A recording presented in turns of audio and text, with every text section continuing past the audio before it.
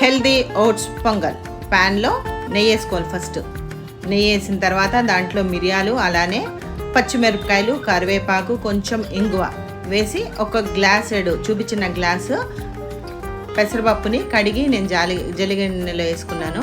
మంచిగా అది దూరగా ఫ్రై అయిన తర్వాత ఇప్పుడు 8 గ్లాసెస్ ఆఫ్ వాటర్ పోసాను. ఎందుకంటే 2 glasses of votes plus 1 glass of పెసరపప్పు.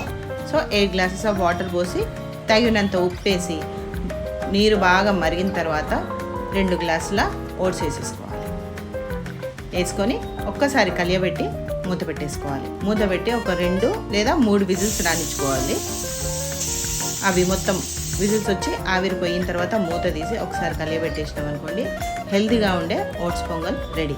వెయిట్ రిడక్షన్లో కానీ మనకి వెయిట్ లాస్ అవ్వాలనుకున్న వాళ్ళు కానీ షుగర్ పేషెంట్లు కానీ ఇలా ఈ విధంగా చేసుకుంటే చాలా బాగుంటుంది.